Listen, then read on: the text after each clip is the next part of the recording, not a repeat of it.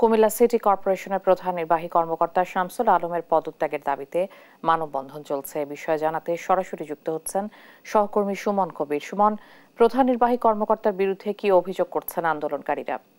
জি, এসিকে আপনি যেটা বলছিলাম, আপনি জানেন রাখি কুমিল্লা সিটি কর্পোরেশনের আপনার যে নির্বাহী কর্তার বিরুদ্ধে আসলে দেশ টিভিতে নিউজ করার পর তারা আসলে চাকরিচ্যুত করা হয়েছে এবং তারা আজকে কুমিল্লা সিটি কর্পোরেশনের প্রধান নির্বাহী কর্মকর্তা স্বৈরাচারী সরকার দুর্নীতিবাজ কর্মকর্তা মোহাম্মদ শামসুল আলমের পদত্যাগ আসলে ভুক্তভোগীর কথা বলতে চাই।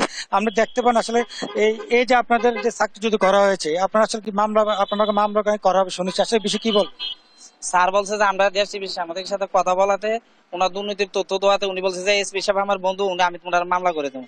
এরপরে অফিস থেকে প্রতিবার সহকারে আমরা মামলা দিয়ে দিব। এখন আমাদের ঘর দুয়ার ভাঙা লাগে একটা প্রস্তুতি নিচ্ছে। এখন ওনার বিরুদ্ধে কোনো কথাই বলার জন্য উনি এর যে সম্রাট, এই যে এই ছেলেটা প্রতিবন্ধী, সে ঝাড়ু দিয়ে ভাত খায়, হেরাও বাদ দিয়ে দিছে।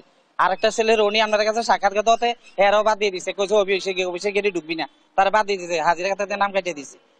তাই এইভাবে আমরা প্রতিবাদ করতে, আমরা নিরীহ মানুষ, আমরা কেউ নাই, এখন আল্লাহ ছাড়া কেউ নাই। আমার আমার বাচ্চা, ছোট ছোট বাচ্চা নিয়ে আমি কষ্ট পাইতেছি। আমার এই বাচ্চা ছাড়া, আমার বাচ্চাগুলো নিয়ে, আমার 3টা বাচ্চা নিয়ে আমি খুব কষ্ট পাই। এই যে আমার বাচ্চা নিয়ে আমি কষ্ট পাইতেছি, আমার 3টা বাচ্চাগুলো নিয়ে আমি আজকে 29 বছর 3 মাস এখানে চাকরি করি। উনি বলে যে আমি বিএমপি করি, কই আমরা বাদ দিয়ে দিছে। এখন আমরার পাশে কি দাঁড়ানোর মতন কোনো লোক নাই, বলে যে মামলা দিয়ে দেবো। আর ওনার যে সুবিধাভোগী দিতে পারে সুবিধা দিব, যেমন মেয়র সাহেবের পিএর উনি 20,000 টাকা বেতন দিয়ে দেয়, যেটা ইলিগেলের অফিসে আইনের বাইরে। আমাদের পক্ষে কোয়ার মতো লোক নাই, বলে যে কেউ এই অফিসে ঢোকার মতো ব্যবস্থা নাই। হ্যাঁ, বহুত কথা বলে যে তোমরা বিএনপি করো, জামাত শিবির করো, বলে হ্যাঁ আমরা সার্কিট থেকে বাদ দিয়ে রাখছি আজকে বিগত 5-6 মাস।